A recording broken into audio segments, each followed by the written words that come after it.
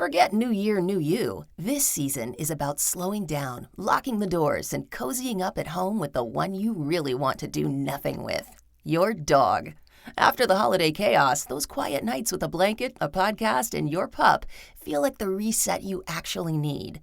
Ollie helps make those moments easier with fresh protein-packed meals made from real human-grade ingredients, so your dog can enjoy some quality comfort food too. Choose from 5 recipes and get a personalized plan for your dog's needs. Meals arrive perfectly proportioned with a scoop and storage container, so serving is fast and mess-free.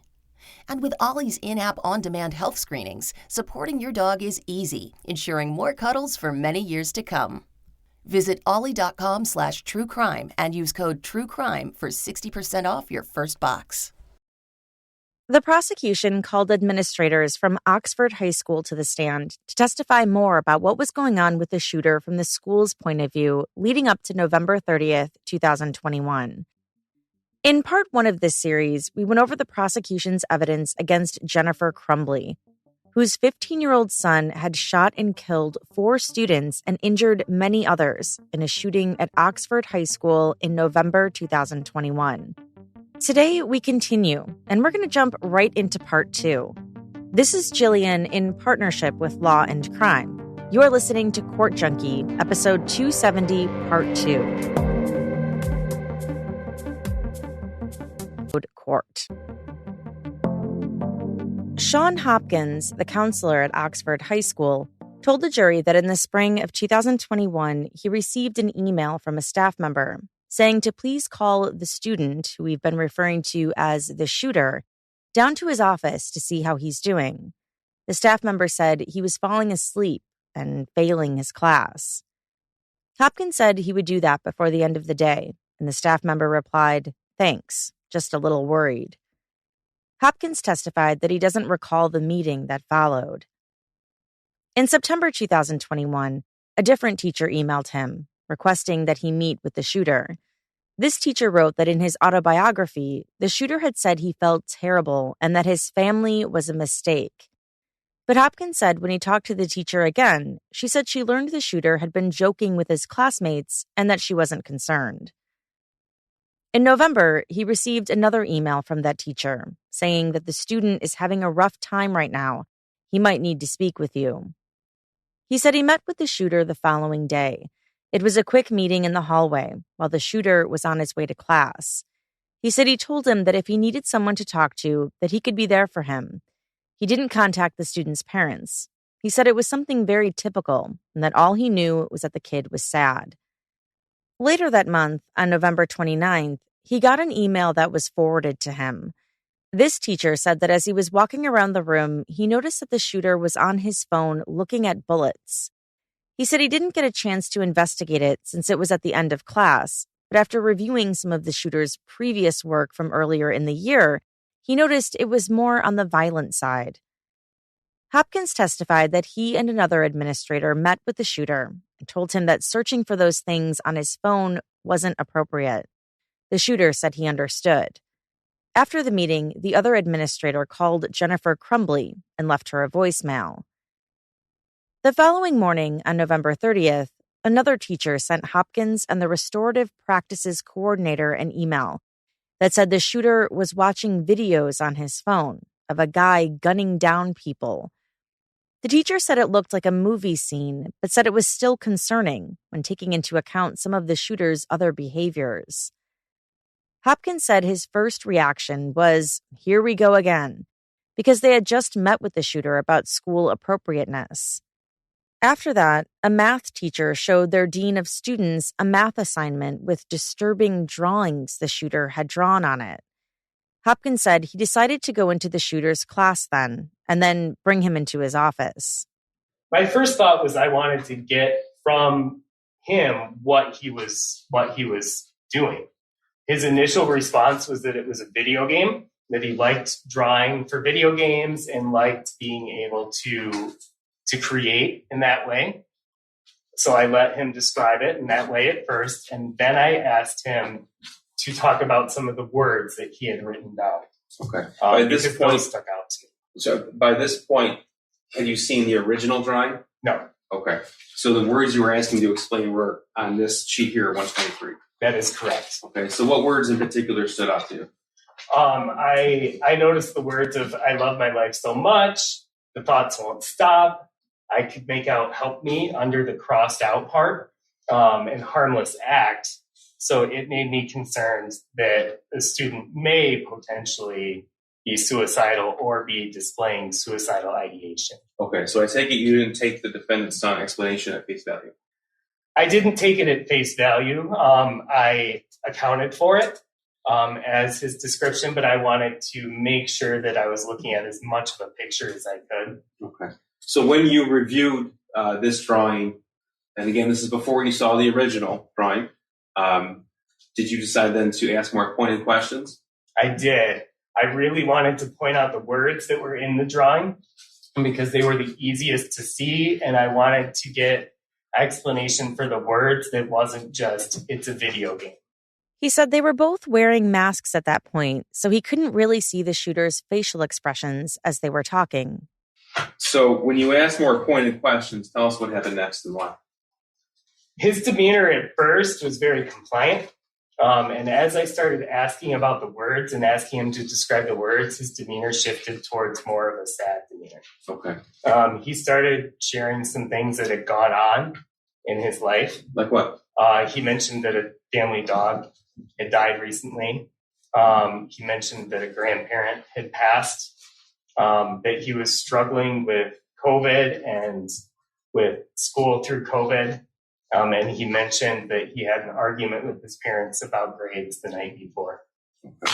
Did he tell you that a friend of his had abruptly left the state? He did. He did mention that a friend of his had left. He didn't say the state, just wasn't attending school anymore. He said he decided to call Jennifer Crumbley. He was concerned about her son's well-being. He testified that he told the shooter what he was going to do and asked him which parent he wanted him to call. The shooter told him it would be easier to get a hold of his mom. She didn't answer, and so he asked the shooter if he could call his dad, and he said yes. He called James Crumbley, and at first it sounded like there was an answer, but it was dead air on the phone, so he hung up.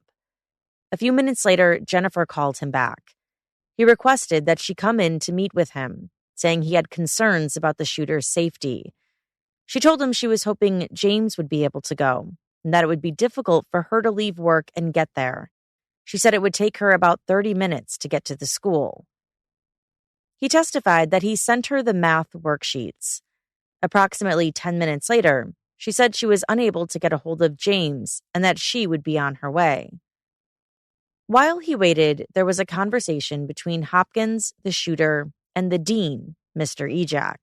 And tell me, sir, what was your expectation of the result of that meeting that you called? My hope was that they would set a plan to get help for their son. Okay. Was your expectation that they would take their son home? That was my hope. Your hope, okay. When Jennifer and James arrived at 10:40 a.m., Hopkins said he greeted them in the lobby and they went to his office. We walked back into my office. The student was in there. And then Mom and Dad sat down. There were 3 seats in my office, 2 directly across from me, and then one that was kind of off the corner of my desk a little more. The student was in one of the 2 across from me. Dad sat in one of those, and Mom sat in the one that was more at a diagonal from where I was. When the defendant and her husband walked into the office, did they approach their son? Not to my memory, no. Okay. Did either one of them hug their son? No. So who started the meeting? I believe I did. And I went over some of the things that I had talked through over the past 2 days with their son.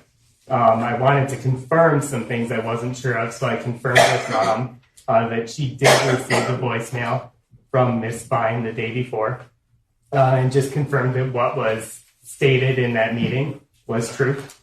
And Mom confirmed that she received it and that was true. And then I went over some of the things that I had received messages from the teachers over the past 2 days. Okay. Now, when you were asking Jennifer Crumbley to confirm that information, was she sharing any additional information with you? Not to my memory, no. When asked to describe Jennifer's demeanor, he said she felt a little bit distant, like it was a bit of an inconvenience to be there. He said he asked the parents to confirm that shooting guns was a hobby that they undertook as a family and that they had gone to the range over the weekend. He also mentioned how the shooter had said that he was sad that his friend had recently moved, that their family dog had passed away, and that COVID was hard on him. He said it didn't feel like any of that was new information to Jennifer or James. He testified that he was hoping the shooter could get the support he needed as soon as possible. He said he didn't want the shooter left alone at that point, and that's why he had kept him in his office until his parents came. He said he doesn't recall if he communicated that to Jennifer or not. So when you discussed, well, first of all, did you communicate your hope that they take him home to the defendant? Yes, my words were, I want him to be seen as soon as possible, today if possible, and I actually provided a list of mental health resources and handed that to Mom. Now, when you say a list of mental health resources, could you explain a little bit more what that means? Yeah, it was multiple pages of different services throughout the area, what they specialized in, whether they accepted insurance or not, and contact information for those different therapeutic options. Okay, and that was actually provided to the defendant and her husband? I handed it to Mom. Okay. Now, when you communicated your expectation, what was Jennifer Crumbley's response? I didn't feel as if it was going to be an absolute no, but it was made quite clear that it wasn't possible to do it that day. Why do you say it was made clear it wasn't possible to do it that day? That they had to return to work and they were unable to do it that day. Well, who said that? Mom. Mom is in Jennifer Crumbley? Yes. Did she speak for James, or did James speak as well? I don't remember James speaking on that topic. So what happened next? My comment was, then I said I'd like to see him as soon as possible. Today is possible. I was told today is not possible, so I said, is 48 hours possible? I will be following up. In those dozens of meetings in the past, had anyone ever said that they couldn't have their son go with them that day? I had not had that happen in a situation. Never, I would object to the relevance. It's the same response as the last objection. Okay, well, I guess we'd want to back up even further. Had you ever asked parents to take their child home with them that day? Have you ever requested that before? I've encouraged parents to be able to get their son and or daughter help and therapy. I had never had it where it was feeling like I needed to push to make it happen. He said he wasn't expecting that type of response. He was surprised at their willingness to come to the school, but then not to go further with it. You told the defendant or husband that your opinion was this drawing showed suicidal ideation. Is that right? That was my opinion, and I did not. I saw it as somebody who was showing signs that could be associated with suicide, and so I took that, and out of just an abundance of caution, wanted to make sure that the student was able to get help. Okay, but you communicated that to the defendant. I did. Did you specifically ask them to take him home that day? I did not specifically ask them to take them home. I asked them to take him to get help and therapeutic help. He said when it was made clear to him that neither James nor Jennifer were going to take their son home, his next step was to see what the other options were. He said he didn't want the shooter to be alone. He testified that the shooter requested that he be allowed to stay at school, and his parents were on board with that. Hopkins asked the dean if anything would prevent him from returning to class, and the dean said no. How did the meeting end? Tell us about that. The meeting at that point ended fairly abruptly. What do you mean by that? Well, at that point, we had a student wanting to return to class. I knew that he wasn't going to be able to be removed to go get therapy that day. So I was kind of left with an option of, okay, this student, I can't keep a student from class if there isn't a reason to keep him from class. I asked if there was a discipline reason, and once we had kind of gotten to that point, I allowed the student to go back to class based on the information I had, and then Mom asked if we were done. Those were her words, are we done? Yeah. Hopkins said he wrote the shooter a pass to allow him to go back to class. He said he doesn't remember Jennifer or James saying anything to their son or giving him a hug before he walked out. He told the jury that the meeting lasted less than 15 minutes. He handed the parents the referral sheet and the parents left. His plan to follow up was to meet with the student again the following morning to see if there had been more discussions or plans about getting help. And if there hadn't been, he was going to call Child Protective Services.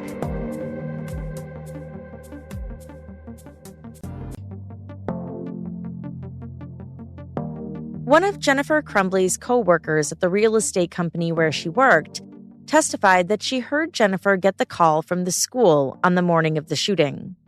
She received a call, and there was another call afterwards, so there was a little bit of time in between the call. But she talked to me as she was about to leave because of the call. So she came over and showed me something on her phone and said she had to go. Do you remember what she showed you? She showed me the drawing that her son had drawn at school. Okay. Did she tell you how she got that drawing? She said the school had sent it to her. Okay. And how did she show it to you? It was on her phone, and she just held it up and she said, "This is what I got from school today." Okay. And what was your response to that? I looked at it and I thought it was scary. I thought it was intimidating to see the pictures that were on there. And what was Jennifer's response? She didn't seem overly worried, but she didn't seem like she was blowing it off. I think she was getting ready to go to the school. She was coming over to let me know she was leaving. I don't think Andy was there yet. So it was more of like if you see him, let him know. She said she spoke to Jennifer again when she returned to work after going to the school. She came in and it was kind of just, she has kind of a sarcastic personality, so when she came in, she kind of visibly slumped and was, said, I feel like a failure as a parent. And she said that there was the meeting at the school and that there were the drawings and they were worried about him and that he needed to get into counseling within 48 hours. Okay. What was your response? I just said that was, I said I was sorry. I think I said something along the lines of that, just showing concern and compassion for what was going on. She went into a little more detail about the drawing and talked to me about it.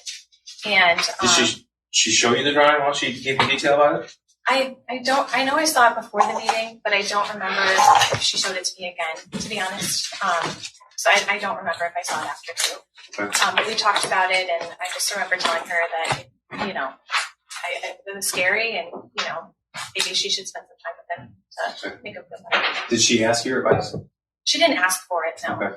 But what was the advice that you gave? I just said that I think I would have brought my son home if it had happened to me. Something along the lines of that. I just said I would have brought my son home. She said a little later, Jennifer very abruptly jumped up, ran over to talk to their boss, and then ran out the door. Detective Adam Stoyak took the stand and testified that he was there when the search warrant on the Crumbley home was executed. He said the shooter had 2 bedrooms, and he described them for the jury. So what are we looking at here in this photograph, Exhibit 164? Yeah, so this was, I was made aware this was the shooter's bedroom. The bed was covered with various things. There's some school books on it. There was targets visible on the wall that had, there was apparent to be bullet holes in them. Okay, I'm going to do another angle here. This is 165, it's the same bedroom? Correct. So what are we looking at here? Yeah, so that was, the shooter had a dresser, it looked like TV. There was things all over the floor. There was things all over the place, really. Okay. So that boarded up window in the back, that it was adjacent to the master bedroom, right? Correct. Okay. In the master bedroom, there was an open gun case, an empty box of 9mm ammunition on the bed. He testified that he spoke to James Crumbley, who was very cooperative. James gave him the code to access the safe in his bedroom, which contained the family's other guns, a Derringer and a Cal-Tech. So you talked to James Crumbley, and he gave you the code for the safe? He did. Okay, and tell us how you got in the safe. By using the code that he gave me. And what was it? It was 000. Okay, and that's the default code for that case? Correct. All right.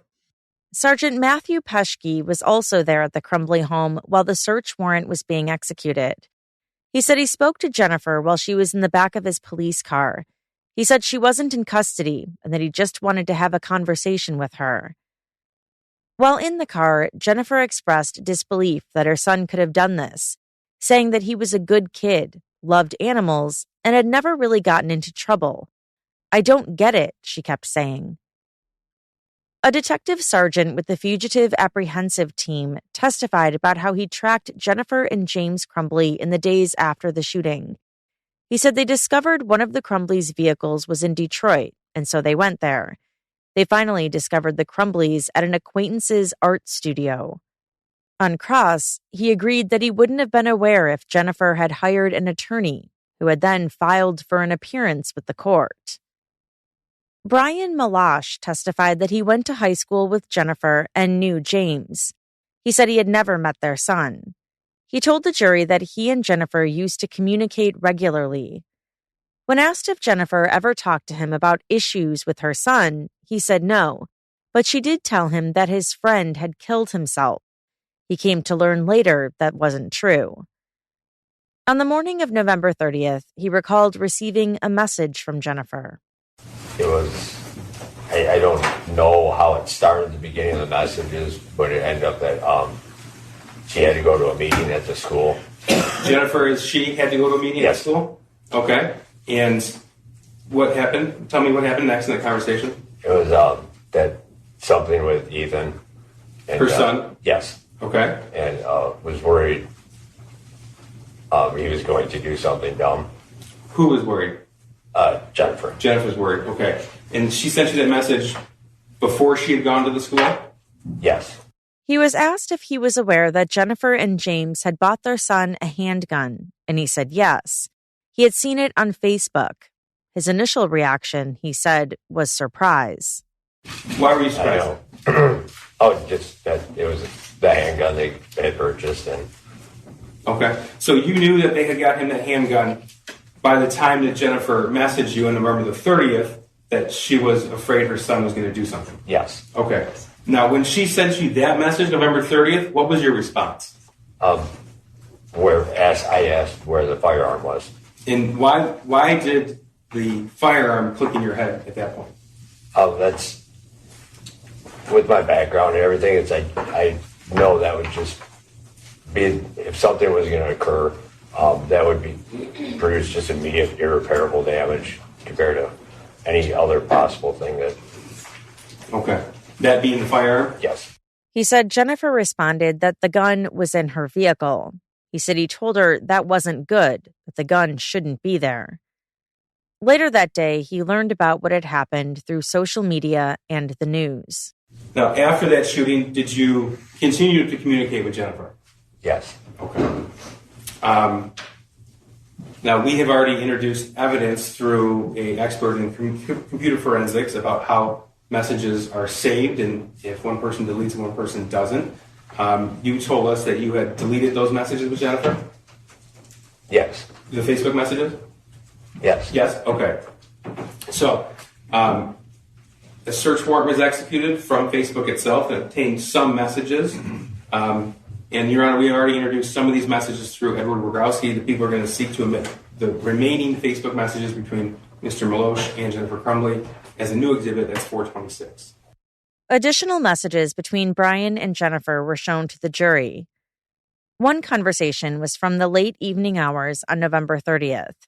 He testified that they had spoken on the phone after the shooting, and she had told him that the shooter's 9mm was missing. He said he told her in the message conversation to call 911 and let them know. In another conversation that following night, Jennifer said she failed as a parent miserably. He responded that she didn't do this. In another one, Brian expressed disbelief that Jennifer was going to be charged. Now, is it fair to say at that point in time your information was received regarding the shooting from Jennifer Crumbley? At that point. Did you know all the facts? I'm sorry. Did you know all the facts? No. Okay. So throughout this text message or Facebook message conversation, there's messages from you expressing concern over Jennifer Crumbley, frustration by the fact that she's going to be charged, disbelief that she's going to be in charge.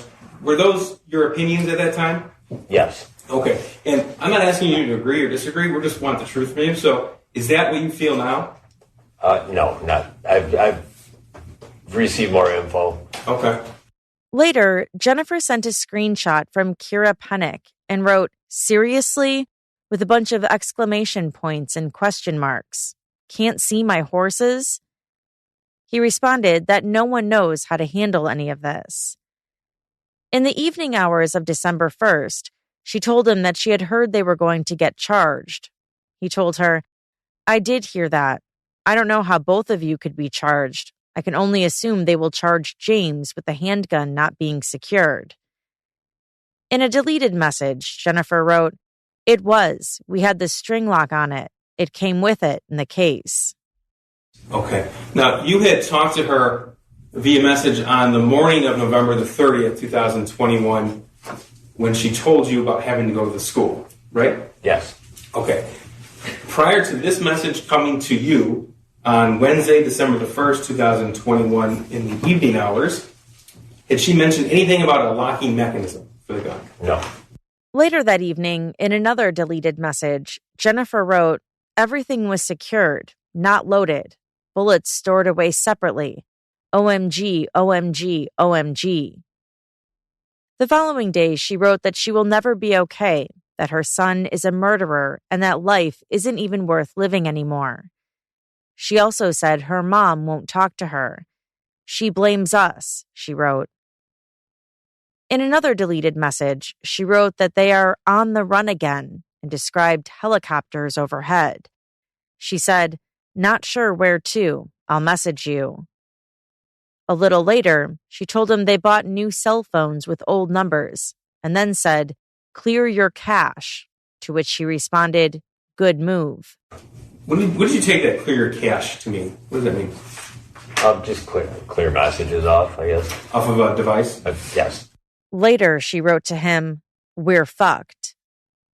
Prosecutor Keist showed him some pictures Jennifer had sent him of that math worksheet her son had drawn on. Tell us about that. There's a gun and a person bleeding, and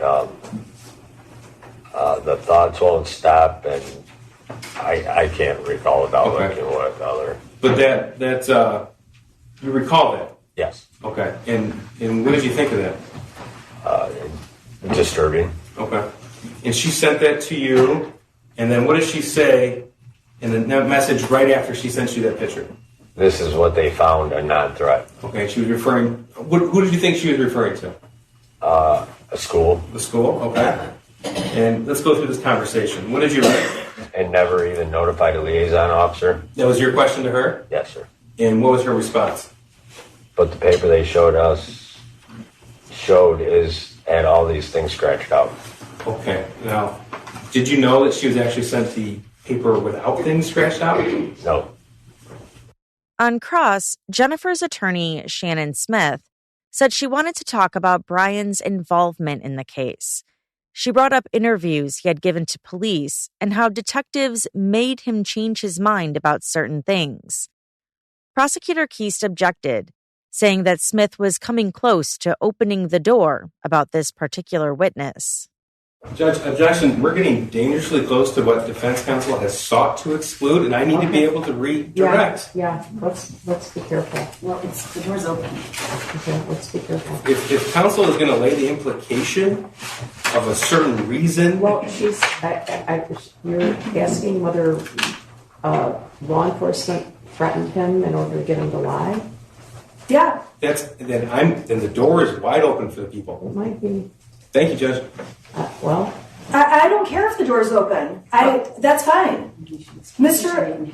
Yeah, then I think we need to excuse the jury and have the That's defendant make a record. The jury left and the prosecutor and defense attorney began arguing in front of the judge. The witness, Brian Malash, had been involved in an affair with Jennifer Crumbley, which was something the defense had initially wanted to keep from coming out. But now, with Smith questioning him the way she was, the door was about to be opened, something Smith said she was now open to. She said she was okay with opening the door and wanted to fully cross-examine the witness. The judge had Jennifer agree with this on the record. When the jury came back, Smith continued with her cross-examination.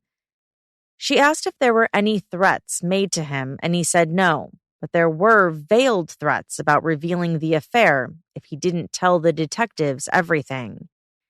He agreed that when Jennifer texted him to clear his cache, it may have meant checking the status of James's Facebook account and not deleting messages.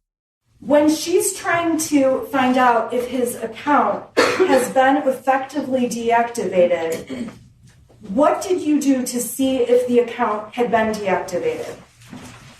What it says, I cleared my cache. It means I went into Facebook, cleared the cache, which keeps, I don't know the computer terminology, but it tracks stuff and whatever. So that kind of would make it refresh, so I get a fresh view. So you wanted to refresh it to get a fresh view to see if the open account was then closed. Correct. So this is not about deleting messages. This is about checking the status of a Facebook account. Objection, speculation. I'm asking him if he perceived it to be. Did you believe this message exchange was to find out if James's Facebook was closed? Yes, that's what it looks like right now. He also agreed that he had texted Jennifer screenshots of numerous threats against her he had seen online from after the shooting. He agreed that he told her she needed to disappear. Lieutenant Timothy Willis testified about what was found in the shooter's backpack, which was recovered from one of the bathrooms at the school. There were over 90 loose-leaf papers inside, and over 50 had drawings of firearms on them. There was also a 22-page journal located with the backpack. Out of that notebook, how many pieces of paper have actual writing? 22. And does one of those 22 pages include just a drawing and a quote from a book? Yes. Okay. Now, out of the remaining 21, how many reference the school shooting? Every single one. One of the entries read, "I have zero help for my mental problems, and it's causing me to shoot up the fucking school." In another one, the shooter wrote, "I want help, but my parents don't listen to me, so I can't get any help." Another entry read, "My parents won't listen to me about help or a therapist." There were also entries about his desire to purchase a 9mm handgun. "I want to shoot up the fucking school so badly. Soon I am going to buy a 9mm pistol," he wrote. In another entry, he wrote, "I'm about to shoot up the school and spend the rest of my life in prison." In another, "First off, I got my gun. It's a SP 2022 Sig Sauer 9mm. Second, the shooting is tomorrow. I have access to the gun and the ammo. I am fully committed to this now.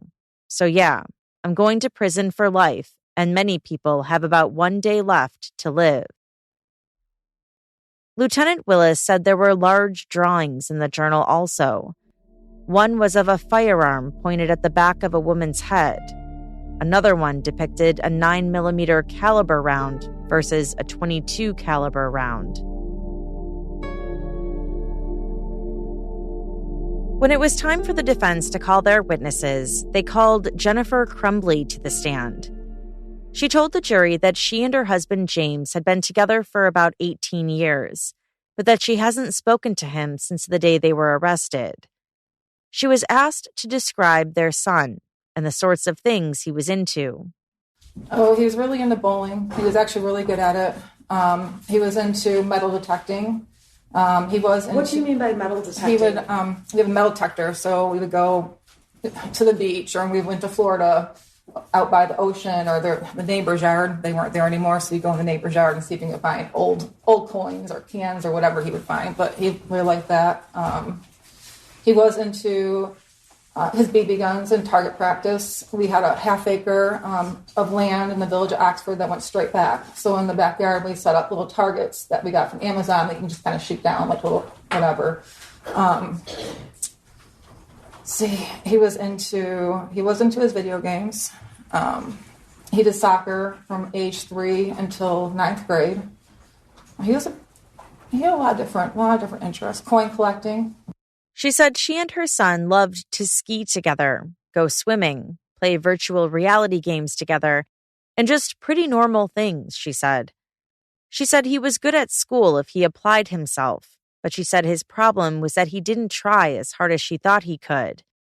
They would battle with him about missing assignments. She testified that she was having a 6-month extramarital affair with Brian Malash, but that she only saw him an average of about once a week. She said it didn't cause her to neglect her son in any way.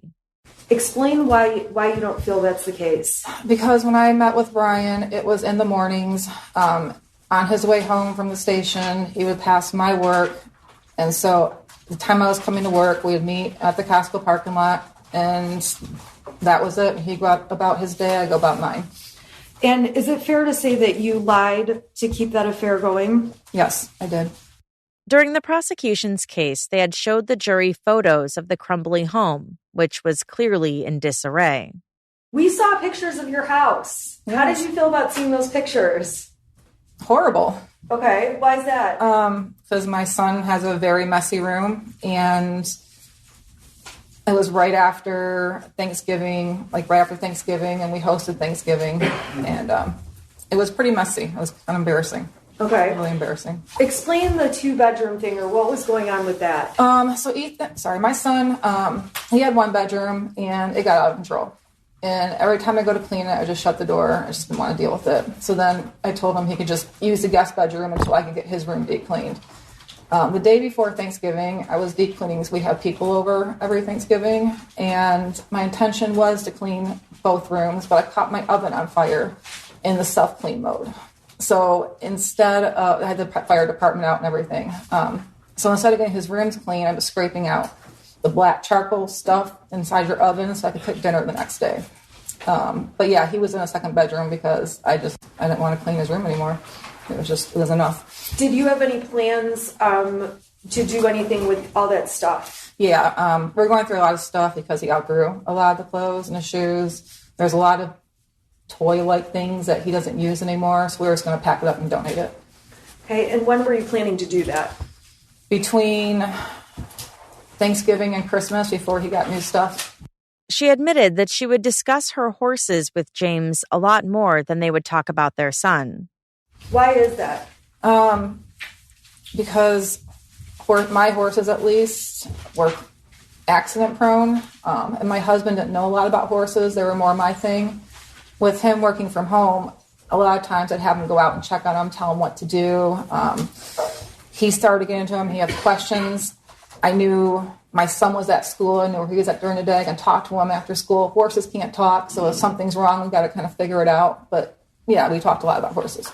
She said she thought she and her son were pretty close. They would talk and do a lot of things together. She said she trusted him and felt like she had an open door, that he could come to her with anything. With regard to your son, did you ever go through his text messages, go through his bedroom? What kind of a parent were you in terms of going through those things? I did not go through his text messages. I didn't have a reason to. His bedroom, I would go through when I clean it. I come across things, I look through it to see if there was something I needed to keep or throw away. But I never went through his text messages. What about, you did say you went through his grades. Correct. Did you end up having discipline issues with him? A couple of times we did, yes. What kind of things would those be over? Missing assignments in his grades. Okay. Well, any other things that were discipline issues? No. At school or at home? No. She recalled taking his phone away a couple times, along with his video games, due to him missing assignments. She said he got really angry about it. I want to talk about mental health. Did you ever believe that your son needed mental health treatment, therapy, counseling, anything? No. I mean, there's a couple of times where Ethan had expressed anxiety over taking tests, anxiety about what he was going to do after high school, whether it was college, military. So he expressed those concerns to me. but not to a level where I felt he needed to go see a psychiatrist or a mental health professional right away. No. Did you ever deny him or say, no, I'm not going to take you to a mental health professional? Did he ever ask you? No. I mean, one time when he was talking about what he wanted to do for his future, I don't know, he was feeling really down about it and stressed. My husband did call his school counselor to try to talk to him because I do a lot of future academic planning with the tech school. Was that a mental health issue? No, it was more or less addressing what was upsetting my son at that time. Okay, and what was upsetting him? The fact that he didn't know what he wanted to do. His grades weren't that great, so he was stressed out about getting into college. He was just having a hard time with his future goals. She was asked about the emails teachers had sent to the school counselor about how her son was failing a class and falling asleep. She said she wasn't aware that he had been sleeping and that no one had let her know about that. She was asked if she recalled the text messages her son had sent to her in March of 2021, when he told her that there were demons in the house, and he asked her to please at least text him back. Do you recall this day on March 17th, 2021? It didn't stick out to me until this whole... No, I don't recall it exactly.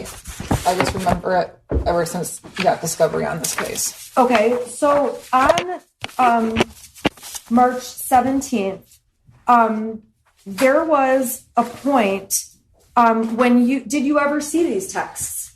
I probably didn't. Not at that time. Do you recall seeing these texts at any point prior to this case? I'm sure I did, but they weren't. No, I don't know. I mean, I'm sure I saw them, but they just didn't stick out to me until this case. Why didn't they stick out to you? Because it wasn't anything that was anything serious. It was Ethan just messing around. You got to explain to the jury, how did Ethan mess around? So he's been convinced our house has been haunted since 2015. It was built in 1920. Around that time frame, him and his friend would go down to the basement and play a Ouija board. So they thought we had a house ghost. So it was around that time when he would mess with us that things were going on in the house. Silverware was flying across the room. Doors were slamming. He actually took a video of the door and showed me when I got home. And you can clearly see where he's standing back with his phone, looking at the door that's open. You can see him walk up the door, and you can kind of see him slam it, and him trying to say, see, our house is haunted. So it was that kind of stuff that he did. Okay, and did that continue on into 2021 when you'd get messages like this? Only a couple of times, and I think he just got over it.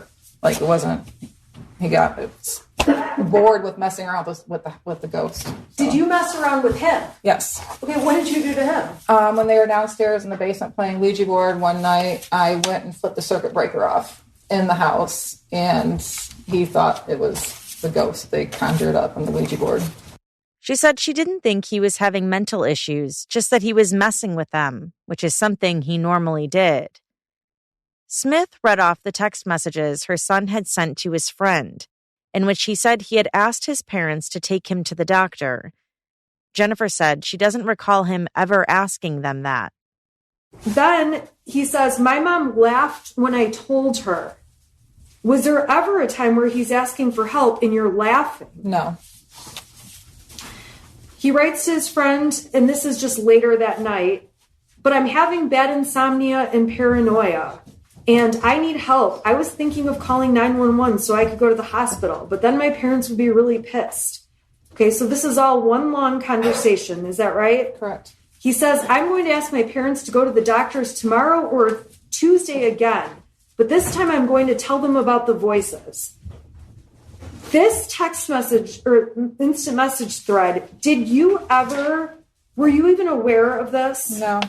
Do you remember any time where he came and talked to you and said anything about hearing voices? No. Do you recall there ever being a time where he asked you to go to a doctor or to get help and you said no. No. Or laughed at him. No. So when you see these texts with his friend, do you have any idea, and if you don't, that's fine, do you have any idea what he's doing with his friend? I don't have any idea. She was asked if she ever told Brian that after going to the shooting range with her son in the days prior to the shooting, the gun was in her vehicle, and she said yes. When did you tell Brian that the gun was in your vehicle? On the day I went to the shooting range.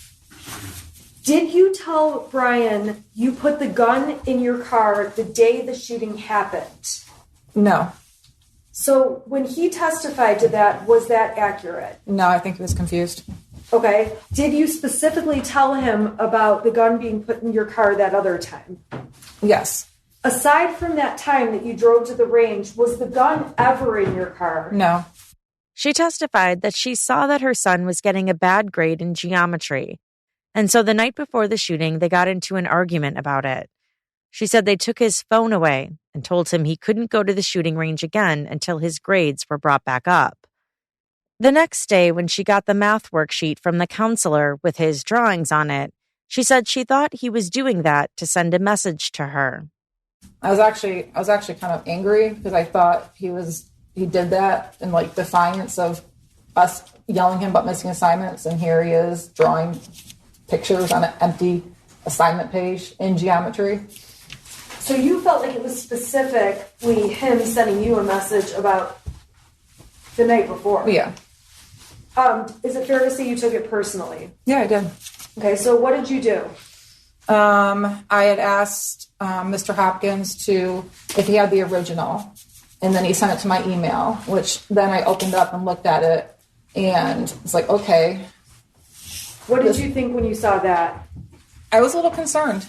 I was pretty concerned. He had asked for a parent to come to the school to meet with them, and at this time I tried calling my husband to see if he could go because he was out in the area working, and I couldn't get a hold of him, so I decided to go to the school. On the way to the school, he finally called me back, and he met me at the school, so we went together. Okay, and when you went into the school, what did you think was happening? I thought he was going to get in trouble for what he drew on his assignment. I thought I was going to get, suspended. I was expecting, a disciplinary meeting. She said the meeting, however, was brief. So when he walked in, he kind of showed us where to sit, and then we shook hands, introduced himself, and started the meeting. Did you try to hug Ethan or do anything like that? I didn't. Okay. And when, how did that meeting go? It was pretty nonchalant. It was pretty brief. He started to tell, he basically filled me in on what my son and him were talking about for the last hour and a half. He said that my son told him that he was feeling sad over the death of a dog that we had. My mother-in-law lost of his friend. So we talked a little bit about that.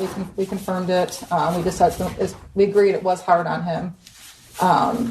He told us that he didn't feel my son was a risk, and actually gave him the option if he wanted to stay at school or go home. My son wanted to stay at school, so we all discussed that. Did you feel like you were taking the position of I am leaving him at school whether he can be here or not? No, absolutely not. Okay. Were you surprised or were you not surprised? Did you have any feelings about whether or not he could stay at school? I didn't really. I thought the advice that they were giving us was a good advice. We talked about him being sad, and then he said being around peers usually helps. So we all agreed to that. My son gets very stressed out when he does virtual school, so we agreed that it might stress him out more to do his school remotely the rest of the day. But there was never a time where I would refuse to take him home. I could easily, if he wanted to go, take him with me. I had no issues with that. Okay, so ultimately, did you take a paper from the school? The counseling papers, yeah. Okay. There was a stack, like maybe 10 sheets with multiple counselors listed on them. Okay. And were you planning to do anything with that sheet? Yeah, actually, we were going to start. I gave it to my husband out in the parking lot, and I told him I had phone calls at work the rest of the day, so I told him to start making calls once he got done doing his DoorDash. She said after the meeting, she went back to work. When she heard there was a shooter at the school, she got in her car and drove there. You sent a text to your son that says, "You can talk to us." Why did you send him that? After I left the meeting, I knew that he was sad about things, and I just wanted to let him know that he can talk to us about anything. Just wanted to make sure I opened that door. Just let him know that we're there for him. We love him. Okay, and he said he loved you. Do you recall that? I do.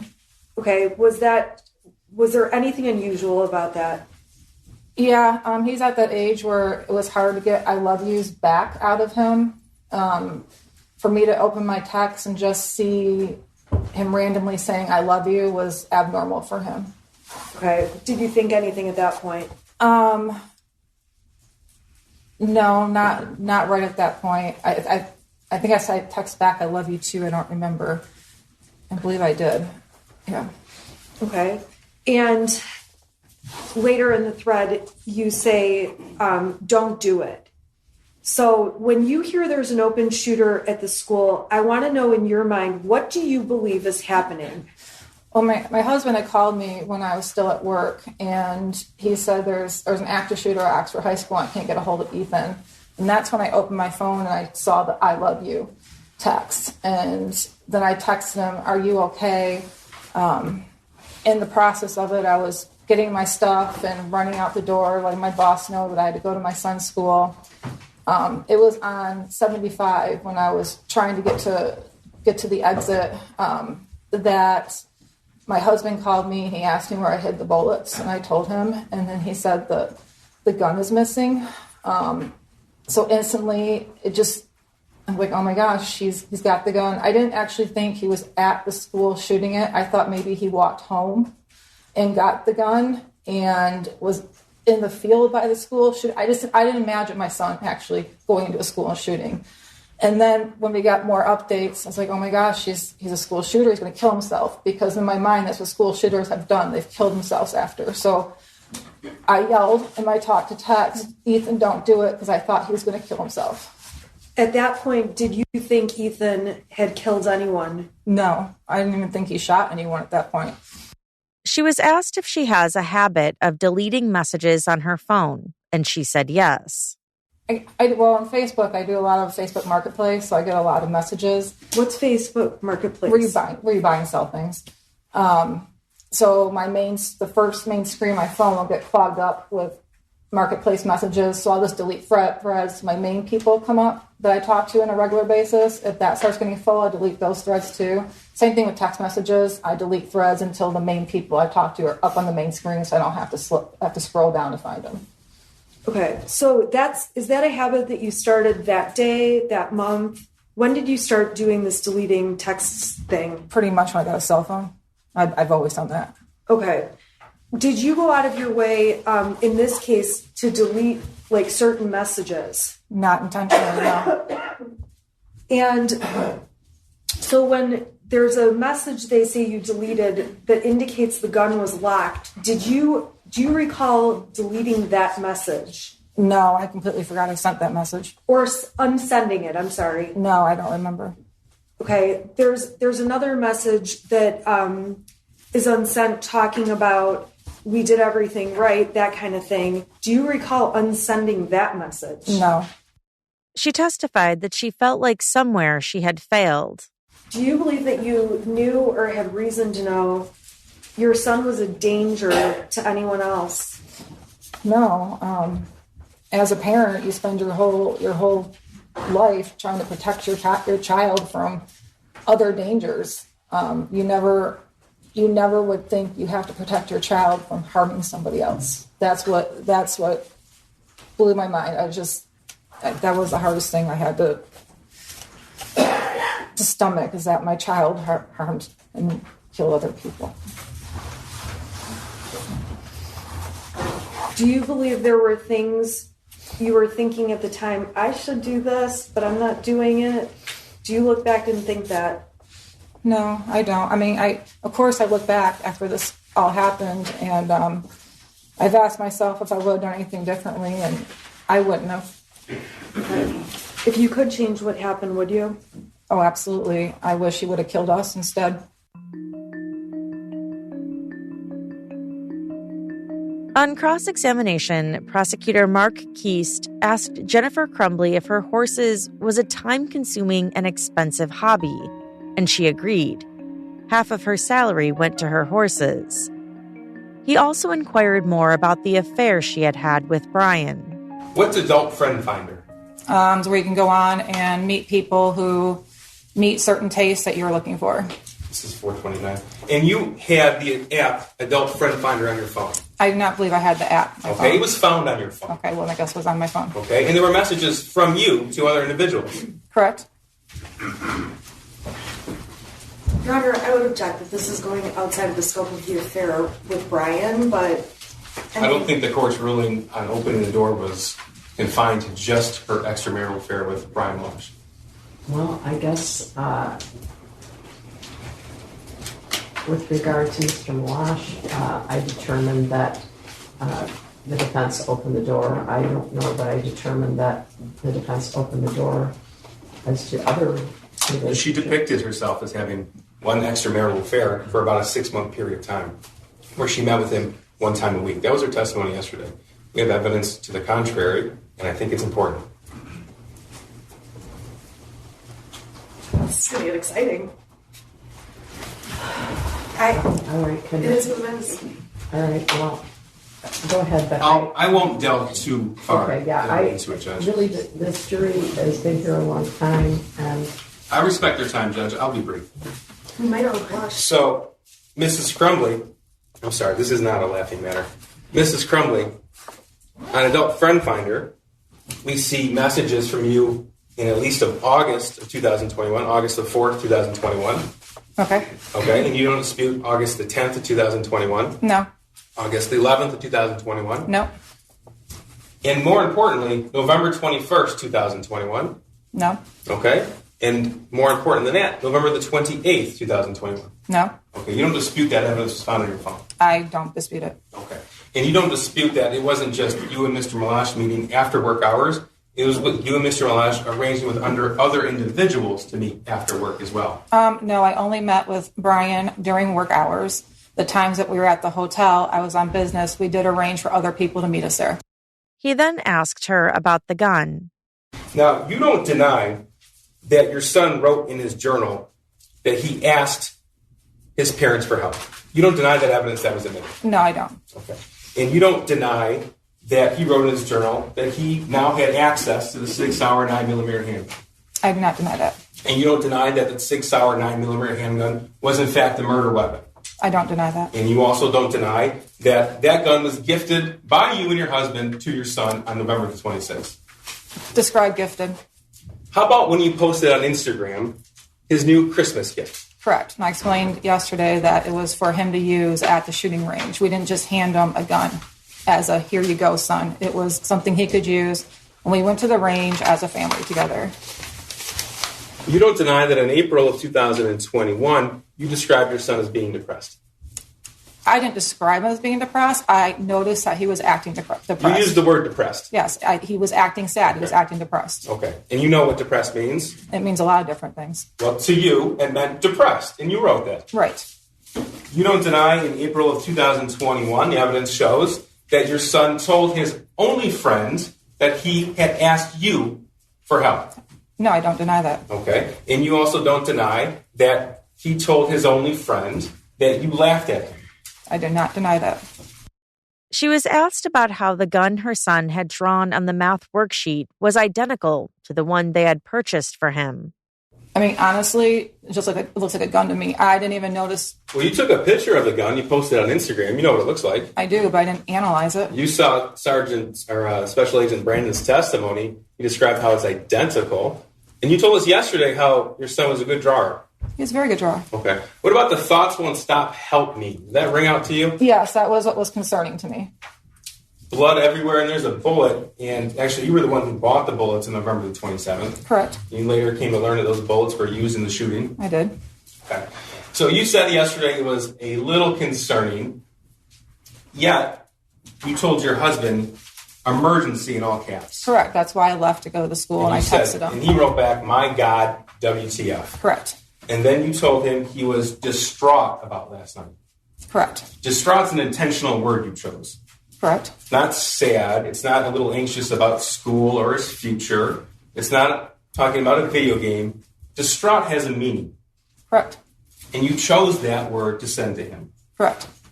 He pointed out that her phone calls were recorded while she was at the jail, and that her priority on her first phone call was her animals and the cash recovered from the art studio. Do you deny that it wasn't until 10 days later and 14 calls later that you even mentioned your son? Do you deny it or not? I don't, but I was under the impression that I couldn't mention him because I could get flagged at the jail. Well, you mentioned him in later conversations. I did. Okay. And in fact, in one, a year later, March 25th of 2023, you said he just needs to man up. Do you recall that? I do not. Okay. Do you not deny that you said it? It sounds like something I would say. In December of 2021, your concern was about a GoFundMe. Do you remember that? No, I do not. He played a call for the jury between her and her dad. She asked him, instead of the GoFundMe, if he could pay for the boarding of her horses. In another call, a few weeks after her arrest, she asked her dad to Google how many calories are in a bologna sandwich with white bread, also peanut butter and jelly on white bread. Prosecutor Keast brought up her direct testimony and how she said that she had taken the shooter's phone away the night before the shooting after arguing with him about his grades. During that fight, did you lock your son out of the house? Did not. You don't deny that he was outside of the house? He did walk out of the house. He was upset. Okay. You told us that you took his phone. We did. That's not true, is it? It is true. On November the 29th, 2021, your son filmed a 19-minute video while he was outside describing what he was going to do the next day. What time was that taken? 10 o'clock. I don't know if he got it back. I know we took the shooting range away and we took his gun away, so I don't know if he got it back. He asked her if there was anything stopping her from taking her son home the morning of November 30th, and she said no. Actually, I want to go back to what you just said. You took his gun away. We took the shooting range away. You said you took his gun away. No, I said we took the shooting range away.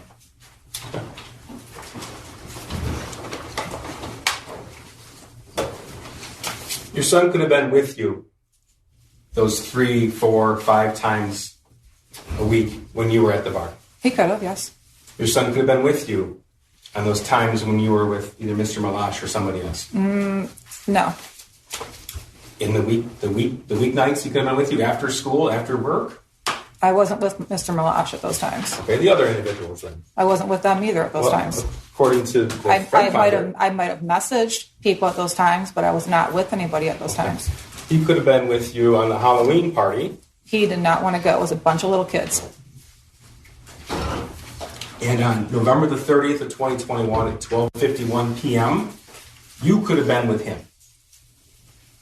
I could have, yes. And you didn't. No. Nothing further. In her closing arguments, prosecutor Karen McDonald acknowledged that the job of the jurors wasn't easy. But she pointed to the actions of Jennifer Crumbley, even just on the morning of the shooting. Going to the meeting, being concerned privately to her husband, but then not taking their son home, saying she had to get back to work. She told the jury that Jennifer wanted them to believe that she's somebody that she's not. And you know what she's not? She is not somebody that used ordinary care to prevent what was foreseeable, reasonably foreseeable, that could have happened. Injury or death. And it did. It did. Those words on that paper helped me. She walked out of that school within 11 minutes, didn't so much even address her son. She did not give him the help that he wanted. And you can argue about the months before and the weeks before, but if you just even look at what happened that day, she walked out of that school and she knew something bad might happen. What does she do when she gets back to work? She all of a sudden texts her son, "Are you okay? You know you can talk to us." These are the actions of somebody who was worried. She was worried and she was concerned and she was panicked until after. And then it's a different story. Why? Because she knew she had done something wrong.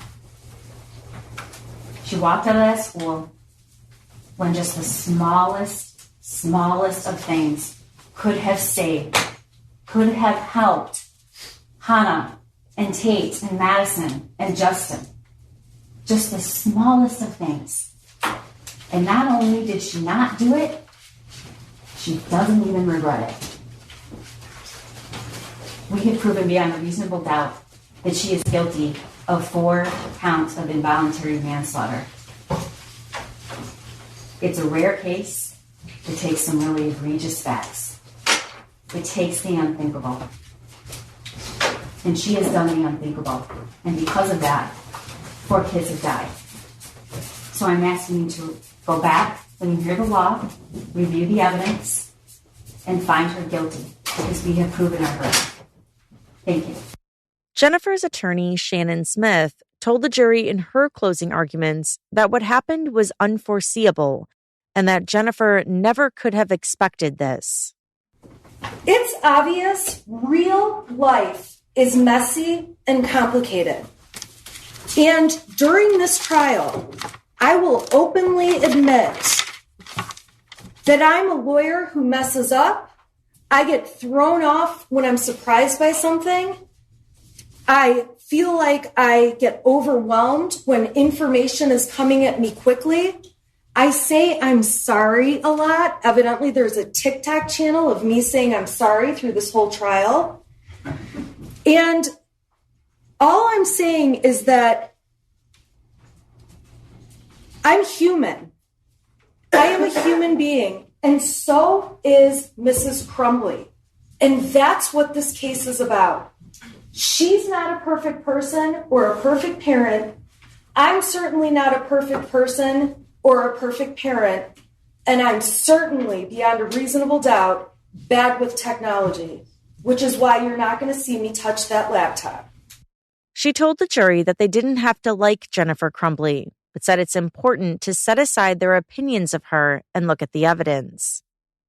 Now, when I took on this case pretty early on, I realized I am Jennifer Crumbley, and I could be here accused and sitting in her spot very easily.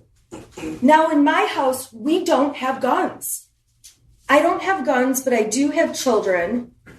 And actually, I have an oopsie baby, my 4th one. I did not want 4 in 4 years, but that's what I was blessed with. I say I'm abundantly blessed. And I have kids that seem to have no issues. And at the end of the day, they're good kids. They go to school. We have no discipline problems. We have arguments here and there, just like every family does. I have a son that wants to hang out with me very rarely, but I have no belief that any of my 4 children would ever harm anyone else. And while I don't have a gun, I have a large butcher block on my counter with big knives that I use when I cook, and I enjoy cooking. And at the end of the day, my kids could just as easily grab a knife without me knowing it and without me having it on my radar and walk out the door of my house and go play with their kids, the other kids on my block. Granted, they live farther down my block because I'm in the middle of nowhere. And my son could kill somebody with my butcher block knife that I would have never expected to happen. And if you saw the text messages that my husband and I exchange on a daily basis throughout this past year and even years before, it would be so easy for me to be in her seat. She said she doesn't monitor her son's assignments or look at his phone. And as he gets older, I do know he's interested in girls. If he starts receiving nude pictures of a girl on the cell phone I own but let him use and gave him for his birthday when he turned 11, should I be held accountable for receiving child pornography if a girl sexts him over some inappropriate pictures? If my son decides he's going to send some pictures back and takes a nude picture of his bits and pieces, that's a 20-year felony. Am I then responsible because he sent a picture of his penis over to some girl? So not only taking the picture, a 20-year felony, but then we've got a 7-year felony for sending it over. Can every parent really be responsible for everything their children do? Especially when it's not foreseeable. And this clearly was not foreseeable to Mrs. Crumbley, because there's no one in the world, including Mrs. Crumbley, who would have let a school shooting happen and let what happened on November 30th take place.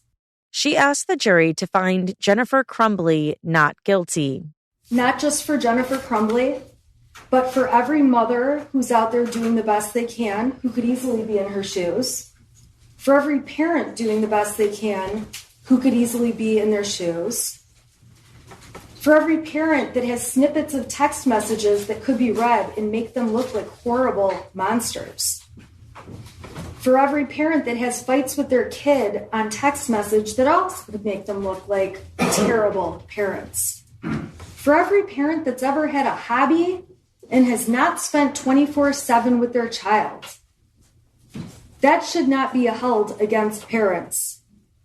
For any parent that's ever had an affair or spent time communicating on an affair, that says nothing about how much you care about your child or your expectation of whether or not they would commit a school shooting. Most people who have affairs would still not expect their child would do this. She said she wished more than anything that this case could bring justice to the victims and their families, but she said it can't be a Band-Aid for what happened. This is not justice. This is not how justice works, she said. The jury went back and deliberated. They were armed with all the evidence and testimony presented in court, as well as additional text messages between Jennifer and James that I didn't cover in this episode. They deliberated for about 11 hours before coming back and finding Jennifer Crumbley guilty of 4 counts of involuntary manslaughter. Months later, Jennifer's husband, James, went on trial. He, too, was convicted by a separate jury of 4 counts of involuntary manslaughter. Both were sentenced to 10 to 15 years in prison. Both are appealing, and so is the shooter. That's all for this episode. As always, I'd love to hear your thoughts about this case. Do you agree with the verdicts? Let us know by joining the conversation on Instagram at CourtJunkie, or you can always email me at podcast@courtjunkie.com. To hear these episodes without the ads and hear additional Court Junkie bonus episodes, check out my Patreon options at courtjunkie.com/support. Thanks again for listening. Until next time.